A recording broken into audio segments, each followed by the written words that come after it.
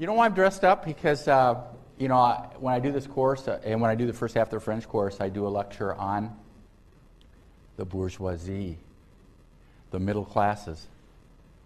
And middle class was a form of self-identity that was constructed in the way being a worker was constructed, or being a noble. And one day, I was about to come off and go out among you all and talk about Daumier and show you some Daumier slides about the bourgeoisie. And my wife said to me, "You can't go talk about the bourgeoisie looking like you usually do. You got to look like you mean it, like you have a vague sense of knowing it." And so as a result, look at this. So I wear this about once a year. Unfortunately, I wear it to funerals. And last time I wore it was something Bill Clinton had through mutual friends. And I only have one tie that I share with my son. And we had to find him another tie underneath his soccer shoes. And then we got into New York and went to this party, and we're all dolled up, and all that. And then we went out to a restaurant. I lost my tie, my one tie. And the last time I bought a tie, the ties cost $15. And then in Ann Arbor, I bought a tie this is a $75 tie, so this is my only tie. So that's a long way of answering your question about why I look like this today. But I hope to make some sense of that, in the lecture. So thank you very much. I didn't set that question up, did I? I didn't ask you, please ask that question. But I want you, when you're looking at me dressed, it's not Halloween. That's the first thing I thought. When you look at me dressed like this, please try to think, knowing me a little bit as you do, why it was that it meant a lot to dress like this in the 19th century. Because the middle classes started dressing like this in the 19th century. Dark, with a little bit of color. And when you see Daumier, or you see Delacroix's famous, which I forgot the slide, Liberty Leading the People, and you see the bourgeois there with his top hat, he's dressed in a bourgeois uni like this. And so that emerges out of the bourgeois century. And so while last time we talked about the construction of class identity for ordinary people, for working people, the bourgeoisie had a strong sense of self-identity as any social class you could imagine. And it was, as I'll make the point in a minute, it was difficult to get into that class if you weren't born into it. But it was the fear of falling out of it was something that helps motivate lots of political things in the 19th century. And the 19th century, in terms of being the bourgeois century, one of the things you see in countries, particularly in Western Europe, in Great Britain, in France, and in Germany, and in Italy, is you see the middle classes wanting the political power commensurate with their economic status. And if in the 18th century, this is one of those truisms that happens to be true and can be exaggerated, but if the aristocracy, you're born into the aristocracy. If you hit the big time and you get lucky, you can buy your way in, thanks to the broke French monarchy. But the ideal aristocrat, and this was how an aristocrat would have talked about him or herself, was born into the aristocracy through blood, through family. It was an ascribed status. And in the 19th century, one of the things that happens with the French Revolution and with Napoleon is that the middle class person and middle class values seem to be something to be emulated. And once we've got an increase in the wealth of the middle classes and the diversity and complexity that I'll talk about in a minute, then you wanted a political power. You wanted the right to vote. You wanted access to information through the press and the print culture. All of these things are closely tied to the middle classes. So that's what I'm going to talk about today. Most of it is about bourgeois culture, and so that's why I'm dressed like this. And I assure you that the minute this lecture is over, I will go back and like I could never compare myself to Clark Kent, but I will find my phone booth and change back into normal duds. So let's talk a little bit about the middle class in in the bourgeois century. Now, the middle classes, or the bourgeoisie, are terms that we conveniently use. Marx, talked about the bourgeoisie as being this extremely, homogeneous class.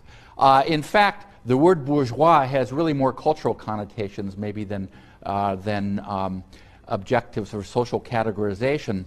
Living in a bourgeois manner, and we'll see some aspects of that in terms of private access to private space, middle-class concepts of childhood, and that sort of thing. So middle classes is probably a better term. Bourgeois is the equivalent of burger, but middle classes is probably, for our point of view, a better term. It seems rather odd to be talking about the English bourgeoisie of Leeds, about which there's an excellent book, because bourgeois, after all, started out as a French word. But in using and indeed insisting on the term middle classes, what I'm suggesting is the enormous complexity of the middle class. There wasn't just one middle class. Yet the middle classes shared some cultural values and symbols in common, and when challenged by ordinary people, could snap back in an extremely cohesive class-based manner. And Marx had some of that quite correctly. Now, in a Parisian newspaper called the Journal des Débats, in 1847, someone actually did a pretty damn good job of describing the bourgeoisie. The bourgeoisie is not a class, the person argued. It is a position. One acquires that position and one loses it. Work, thrift, and ability confer it, he argued, referring to himself, of course.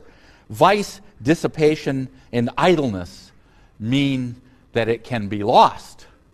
And so that old kind of aristocratic ethos of not working, of being idle, although it can be exaggerated, as we've seen in the 17th and 18th century, nonetheless, there was something to it. An 18th century noble let his fingernails grow long, sort of just hung out, showing his good taste by living in an idle, aristocratic manner. The bourgeoisie did anything but that. Work was part of how they believed to get ahead, and getting ahead is what they wanted to do. Now, the French Revolution, and here's an important point, I guess, opened the way by removing legal blocks in very many places to the career open to talents.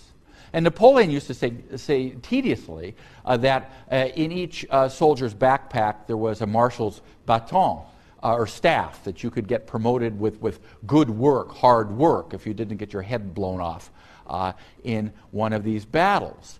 But certainly one of the things that comes out of his insistence on service to the state is creating a whole series of rewards that recompensed virtuous action and hard work. I mean, that's what the Légion d'honneur, the Legion of Honor, was all about. And making money was part of it. And of course, it's always, in the 19th century, was sort of classic to poke fun at bourgeois culture, in some cases, the lack of it, and to ascribe to the middle classes sort of Philistine habits in which making money was really the only thing that counted.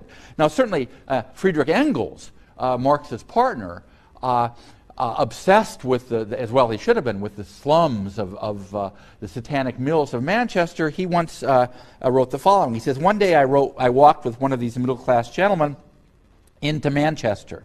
I spoke to him about the disgraceful, unhealthy slums and drew his attention to the disgusting condition of that part of town in which the factory workers lived. I declared that I'd never seen so badly built a town in my life. He listened patiently, and at the end of the corner of a street at which we parted, he remarked, 'And yet there is a good deal of money to be made here. Good morning, sir.' And he walked away." One employer wrote in the 1830s that relative to his workers, is that the worker, quote unquote, I couldn't invent this, should be constantly harassed by need, for then he will not set his children a bad example, and his poverty will be the guarantee of good behavior. Now, of course, this is the character of middle class self-absorption, of narcissism, of kind of this inveterate cruelty to the classes below them. On the other hand, I mean, the more we study the middle classes, and in the 1960s, people really didn't study the middle classes because they didn't like them very much.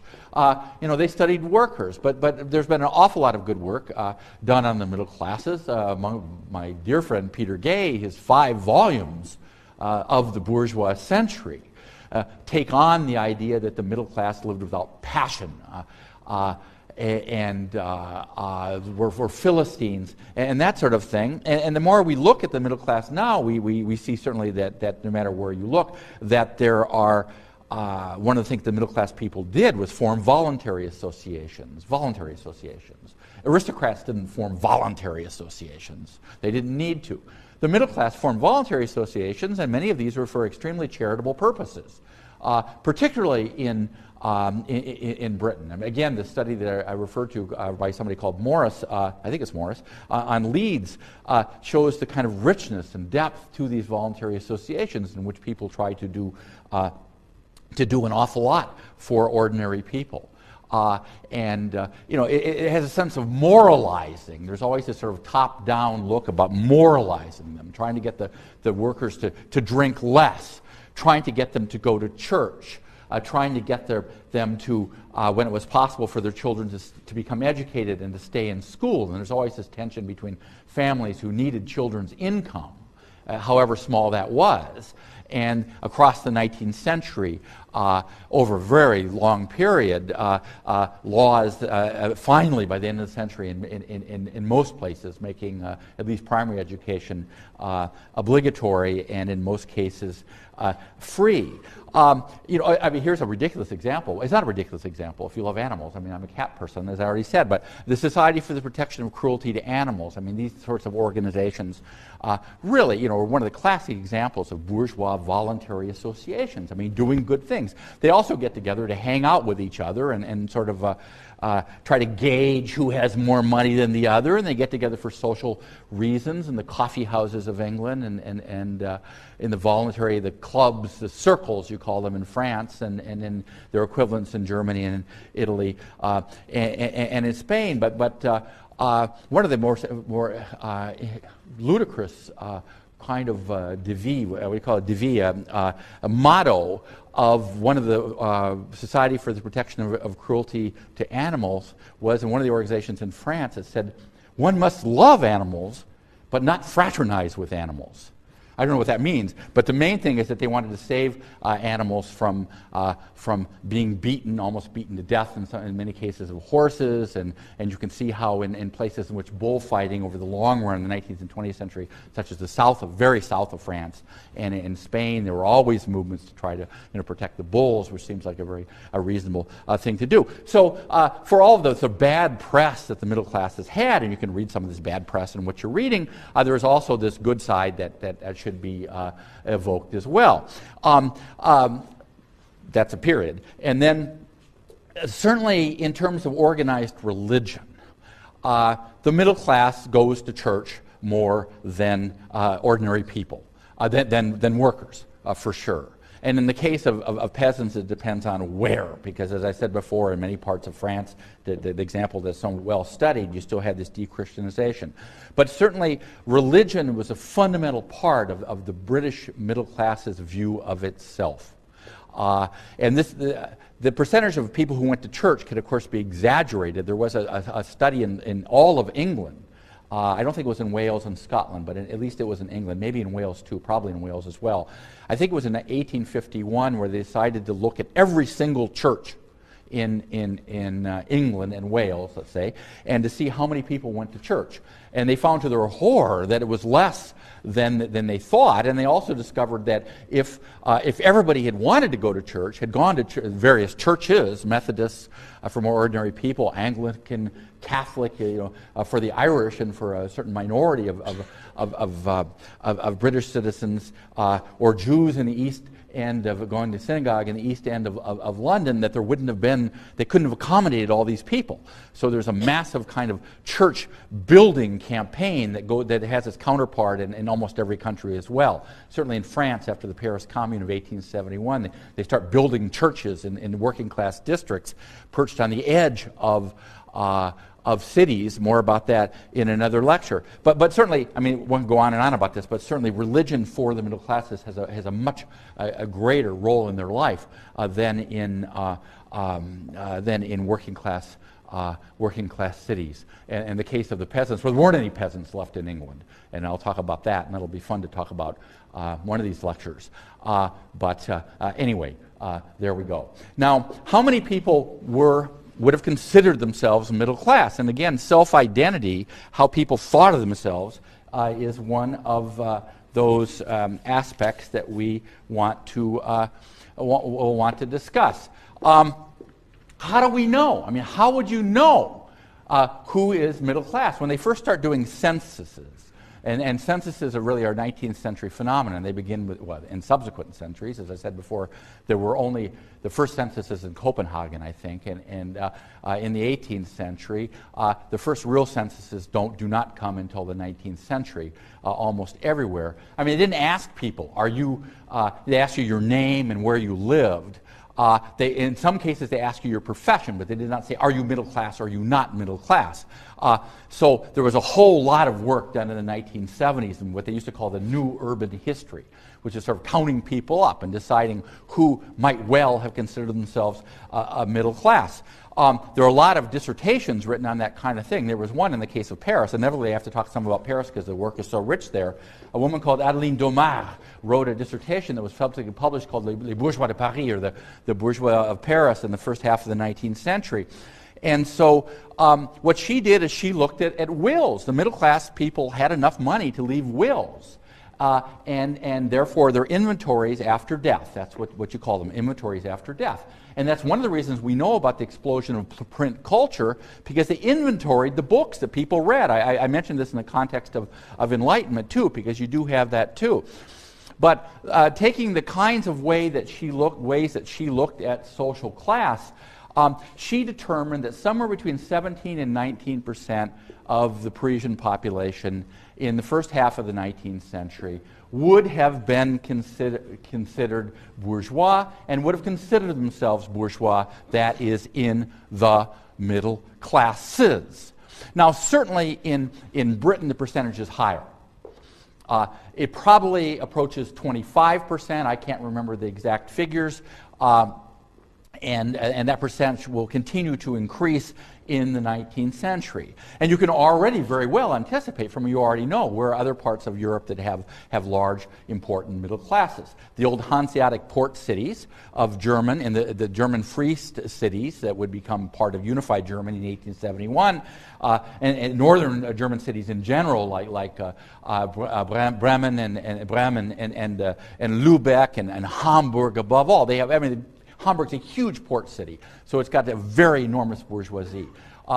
If you went to Madrid, you'd find a sizable middle class, but it would be nothing that you would have if you compared to Madrid to Barcelona, because Barcelona is a really natural economy based upon important economic relations between its hinterland and Barcelona, and between Barcelona and the world, because it's a major port. So you've got this big teeming middle class there as well. In the case of France, I mean, obviously places that have lots of industry and small businesses have middle class people in large numbers, though not as in large numbers as workers. I mean, Lyon would be a good example. I mean, Lyon has the most tightly closed middle class that you can imagine, and it still is. I mean, Lyon is very, very Lyon. What can one say? And again, northern Italy, you find a huge, vibrant middle class, but not in southern Italy. I mean, Naples is one of the biggest cities in Europe right through the early modern period, and you've got a large middle class, but most of Italy is extremely rural, and what you had in Rome was you had clergy in Rome, and it's a city, so you got important middle class. The further east you get, the smaller the middle class gets. Russia, the estimates are about 2% of the population were middle class, 2%, which isn't very much at all. And of course, they are clustered in Moscow and in St. Petersburg and in Kiev, now Ukraine, always Ukraine, but then part of Russia, in the large cities. In Poland, Warsaw had a large, I was just at the History Museum, a fascinating one, at Warsaw Museum, a couple months ago, in Warsaw, as Krakow had a big middle class. Gdansk, obviously, because it was a port city, but much of Poland was rural and wouldn't have that kind of middle class. Belgrade would have been the only city in the Balkans outside of Istanbul, and Istanbul wasn't in the Balkans, but with an important middle class. I mean, this is all perfectly obvious. Anyway, who are these folks, and what do they want? So, I mean, they're not all. How am I going to do this? Can I need those slides? I'm going to do it like this. You have to imagine the middle class like this, that it's a pyramid. It's a pyramid with a small top and a big bottom. And I'll give you a rather interesting, show you a lithograph that really represents this, two of these in very interesting ways, I think compelling ways at the beginning. At the very top, and this, if you think of Zurich, or think of, any city you want. I mean, Zurich has a big middle class, so does Geneva for obvious reasons.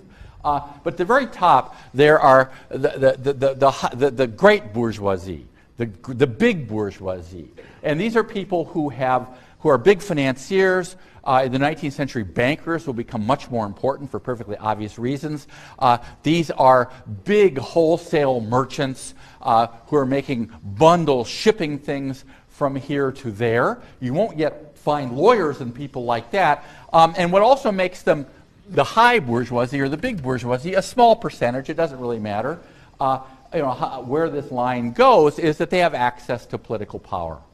Even if they're in Prussia, a place that's dominated by the nobles, who are called the Junkers, as most of you know, they will still have access by virtue of their wealth to political power, which is exactly the way they want it.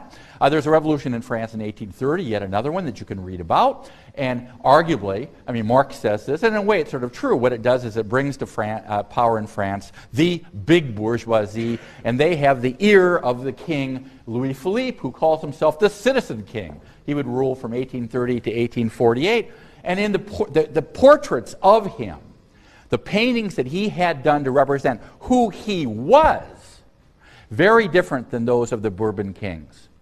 The Bourbon kings are all looking like, even the kind of pathetic successors of Louis XIV, they're looking like big people in chateaus who are kings of all that they see, which of course was more or less the case.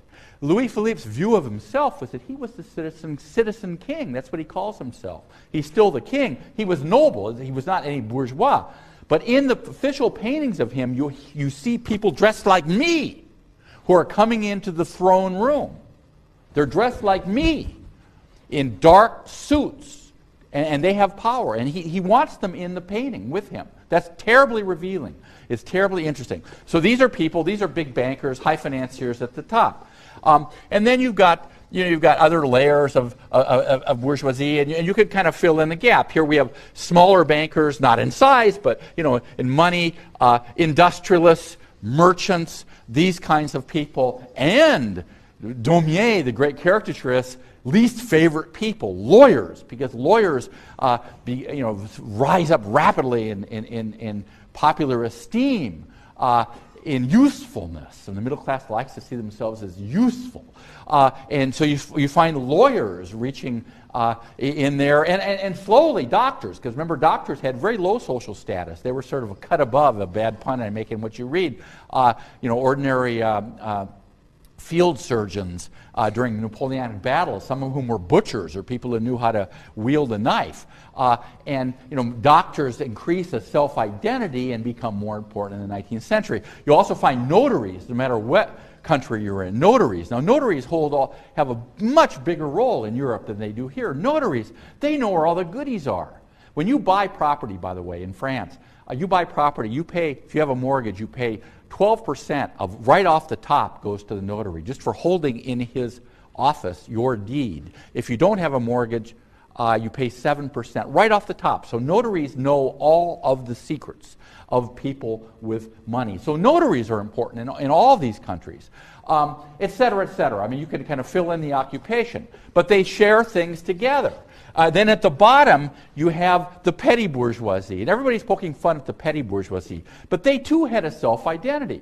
I found one day in the stacks of the library at the University of Michigan a pamphlet that was actually, it was the report on what surely must have been the last, but in any case was the first World Congress of the petty bourgeoisie. And where they met, appropriately enough, in Brussels.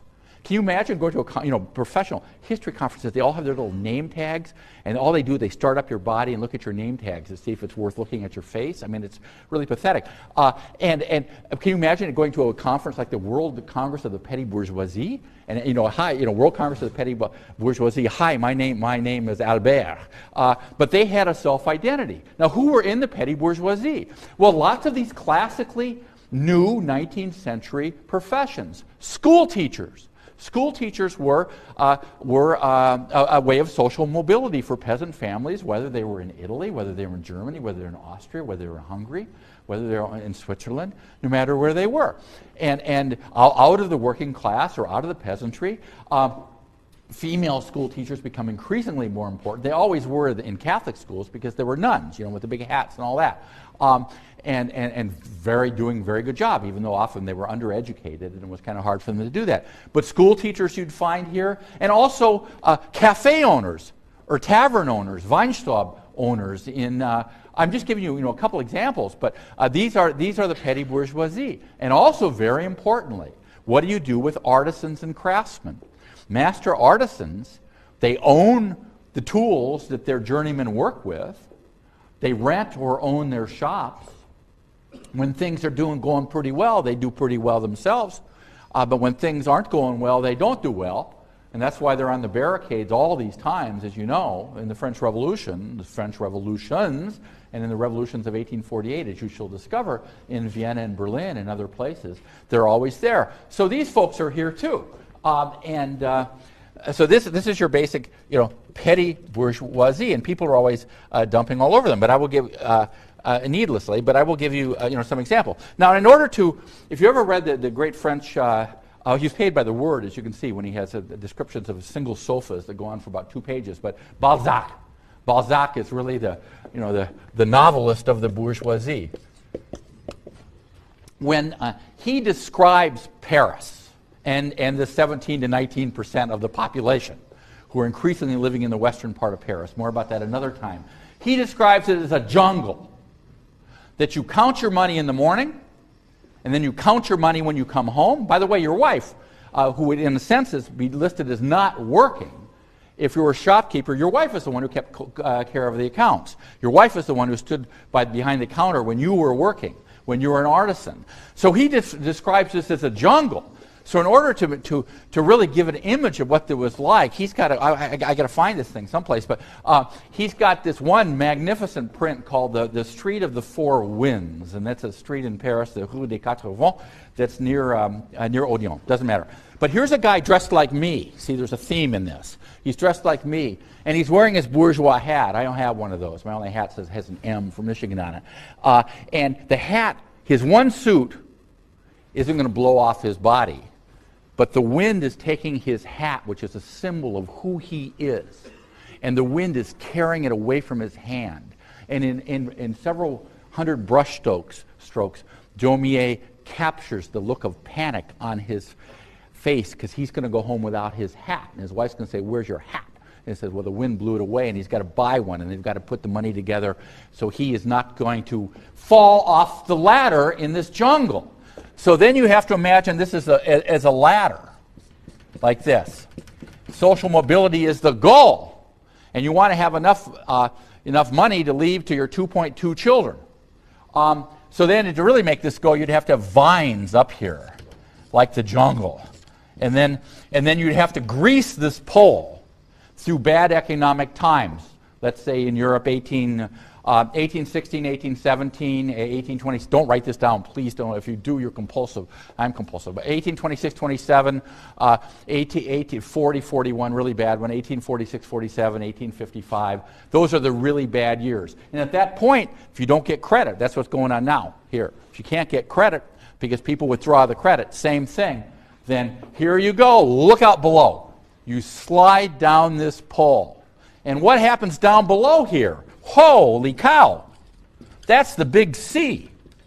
There's just a wretched movie called The Poseidon Adventure once, but it had an image where the water is kind of coming up below, and it's going to finally get to the top, and there's no more room to breathe. And this is how the people on the bottom part of this ladder viewed the demands of the working class, because they want to vote too. And what if they vote in somebody who wants to raise your taxes or something like that? Boy, oh boy, that's scary. But what's down here, this is ordinary people. This is the other 70, what would it be in the case of Paris?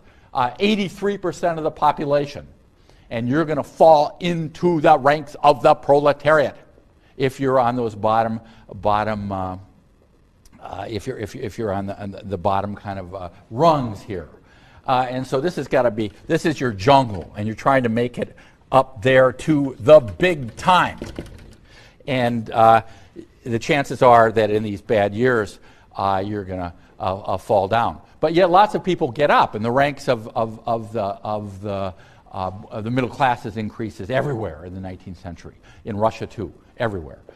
That's simply the case. Now, if I could just bring down this. Is that what I'm doing? Yeah, that's what I'm doing.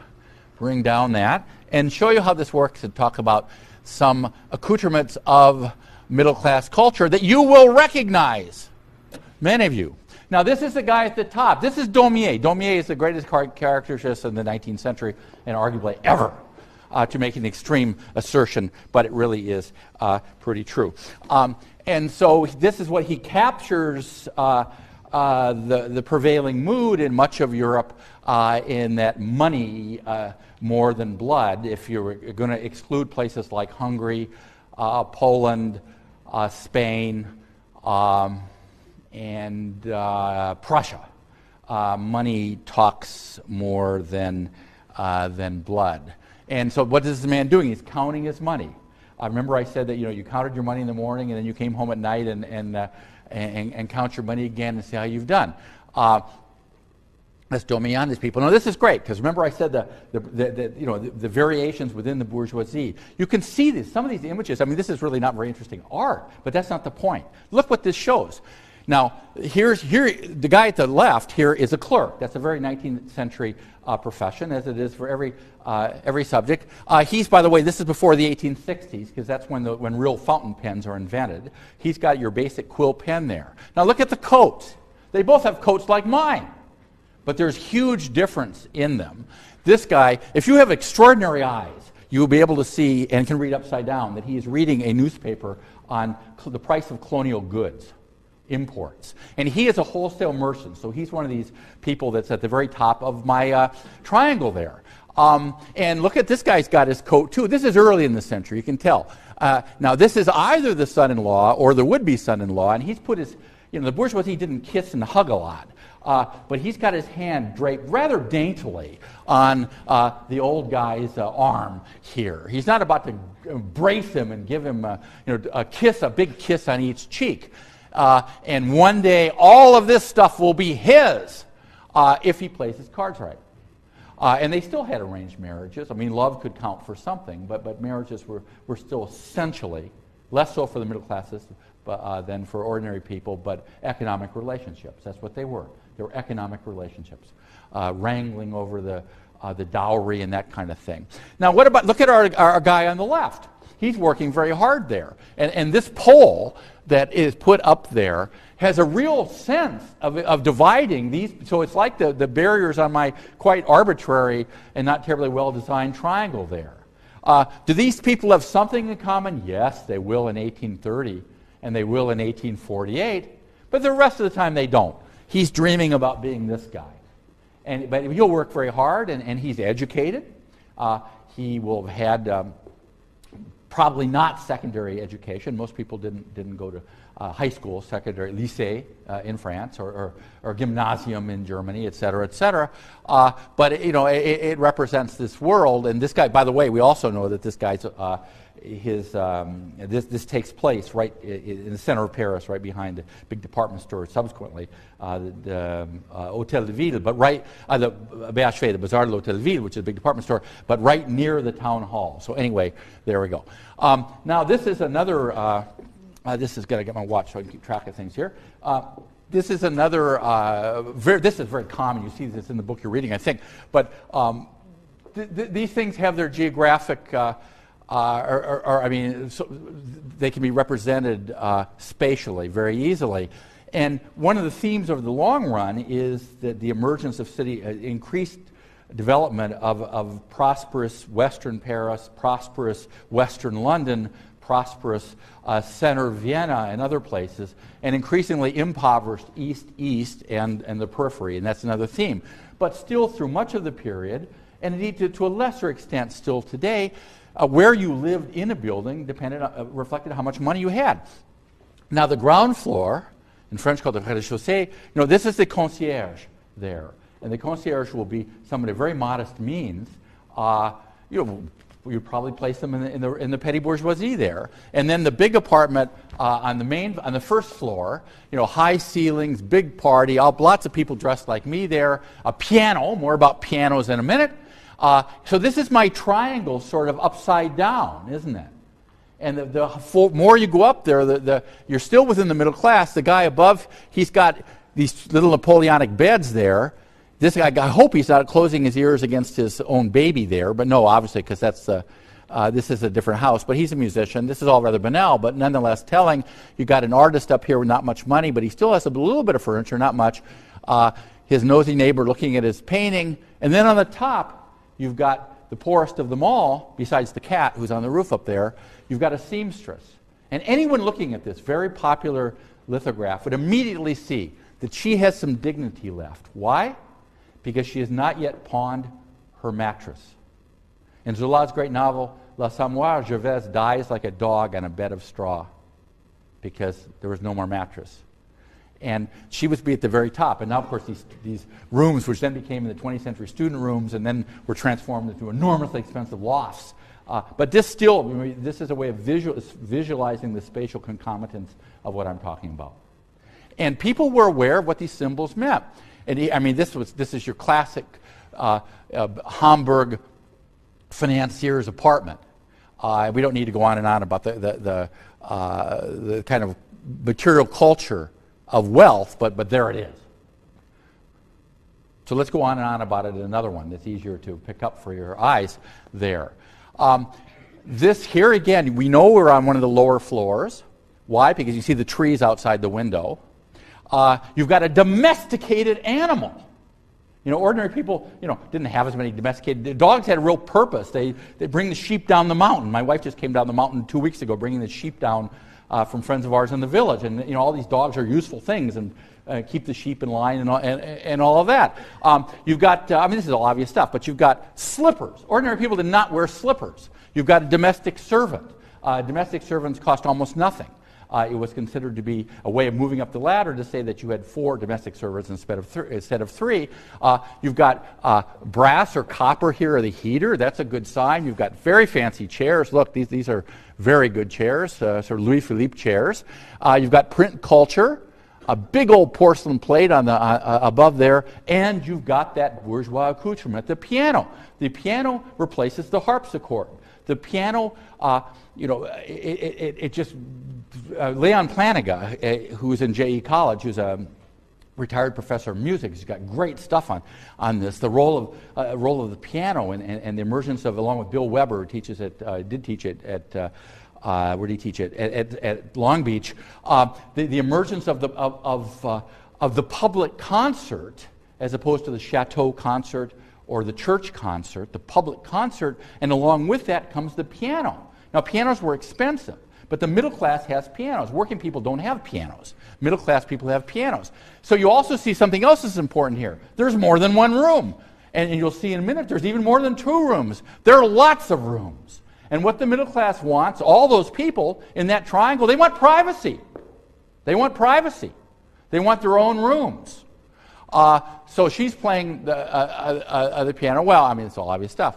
And there's the kitchen. Now, this is not the wife. These are the this is the domestic with her children, who are part of the team who's been hired to help run this household. There again, you see the trees. We're in the same apartment there. And you have real copper pots. Back before the Bush dollar, people would bring back, from Paris and from Europe, these enormously heavy copper pots. I've carried so many of them back. It's just incredible. And that was, ordinary people did not cook with things like that. There we go. I mean, these are the kinds of symbols of all of this.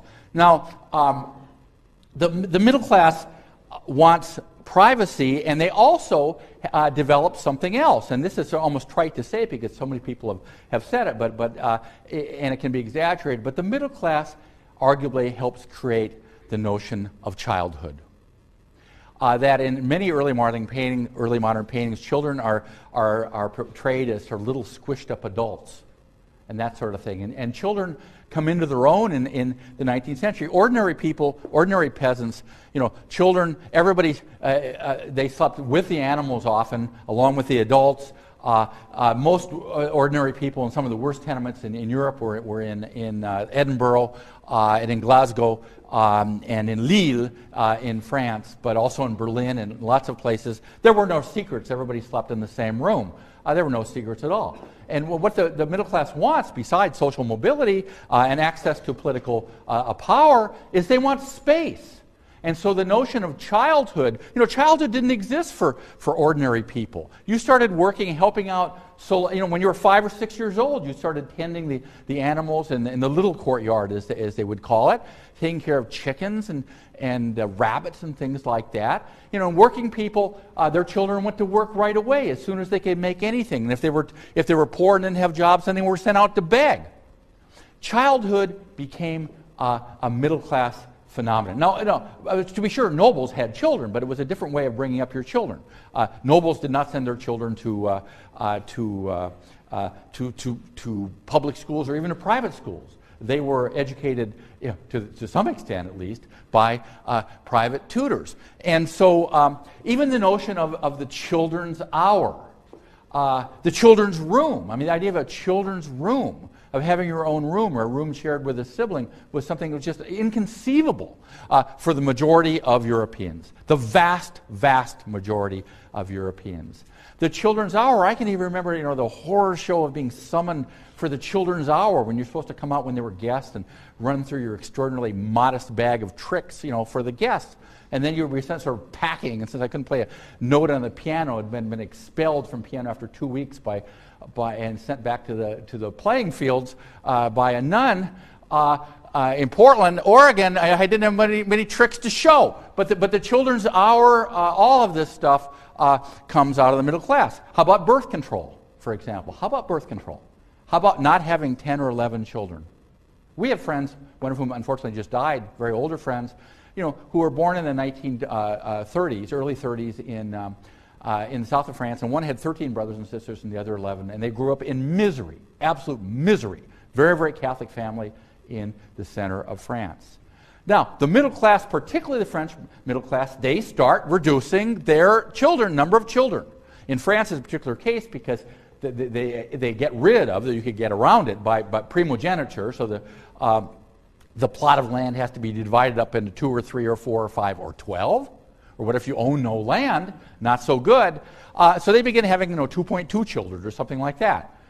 So birth control, in some parts of Europe, people think that birth control really started with peasants and then moves up to the upper classes. But basically, particularly the case of France, where it's been, like most things, studied to death, birth control really begins with the middle classes, and they are limiting their children so that their children can be, fee son of and inherit the business, and hopefully be left with enough money to make it go. A print culture. I mean, that was just an example of the whole salon, the idea of going to see art shows. It really starts in the 18th century. But the middle class wants to be seen. Rather like the Dutch middle class that we talked about in the 17th century, who wants to be seen having paintings, and they wait in line to go to theaters. This is all Daumier, and this is the morceau, the piece that you have to you're obliged to swallow after dinner. And here's the little girl being trotted out to play a few notes for the quite bored people who are sitting there. And waiting, and even the idea of, it's your birthday, Papa, it's your birthday.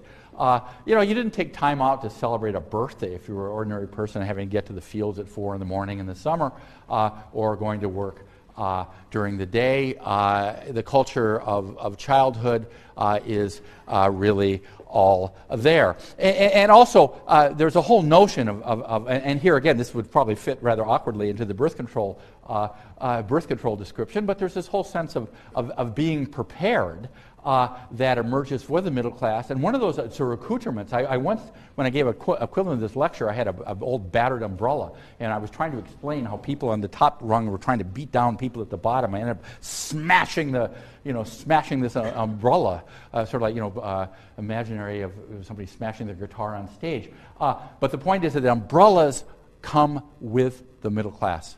And they are black umbrellas. They're not these big colored things you have now.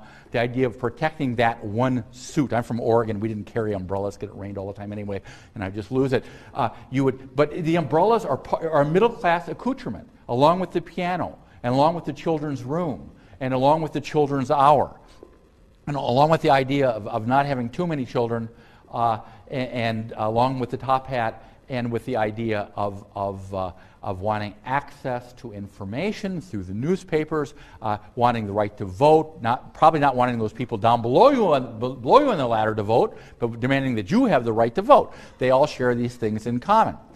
And lastly, gazing at his watch, in the last 1 minute 35 seconds that remains to me, the bourgeoisie, the middle classes, and this is particularly true of Germany and France, and of England too, and of other places, they want the right to bear arms. They want to be in the National Guard. And the National Guard might hypothetically be there in case there was an invasion of France or Germany by, I don't know, some distant place, the Finns or something most unlikely. But the main reason that they wanted to join the National Guard, and you had to own property to be in the National Guard. You had to be defined as a property-owning citizen to have the right to vote. In all of these countries, the right to vote was defined until you have universal male suffrage by how much taxes you paid, how much property you own. So you can measure where you are on this ladder by how much taxes you paid. They don't want to pay a lot of taxes, but property reflects one's belief in one's own social worth, and that's the way they looked at it. No longer was it the worth of blood. Now, so they formed these National Guards, particularly after revolutions, and after 1848 or after 1830, and for a while they go march around, but these are mainly there to protect them against the workers. Should one day all of these people try to climb up this ladder, well, you'll be down there to stomp on their fingers or to shoot them down. And so it doesn't last very long. Then pretty soon, this guy's tired. This isn't Daumier. I don't know who it is. It doesn't matter. It's not very good. But he's had it. He's freezing. His wife is kind of looking at him like, I don't know why you're doing this stuff, marching around in the middle of the night. No one's going to rise up anyway. This will last. His old blunderbuss there on the left will be put back in the closet or taken out to slay deer or some damn thing. But that'll be the end of it, and they'll turn it over to more professional repressive forces such as armies. Daumier's light lines, and this is the last one, disappear in this painting, which is called the Rue Transnonain. Don't write it down, in Paris. It's a street that no longer exists. It disappeared when Haussmann built the boulevards in the 1850s and 60s. It was selected to disappear because it recalled an event in the early 1830s when these bourgeois panicked and start going into a house full of very ordinary people and simply shooting them all. Simply shooting them. And the light lines disappear with Daumier. He did another one of these after a massacre in 1848 in Rouen, and it's been lost. We don't have it. Rue Transnonain, H.D. Daumier at the bottom left. And the middle classes, for all of their insistence that they have access to information, at least in the case of France, they cheered on a press law in 1835 that kept Daumier from touching political scenes such as this, which were deemed too sensitive. And the Rue Transnonain, where this happened in the center of Paris, simply disappeared. Didn't quite disappear from the collective memory of people thinking about Parisian things. So in conclusion, the middle classes extremely varied. They share much. They have a common material culture. They share a belief in achieved status as measured by the amount of property that you had. They want to vote. They want a collective voice in decisions. And for all the variety within the middle classes, so beautifully described or depicted by Daumier and other people, they still, when push came to shove, shared an awful lot in the bourgeois century, that of the 19th century.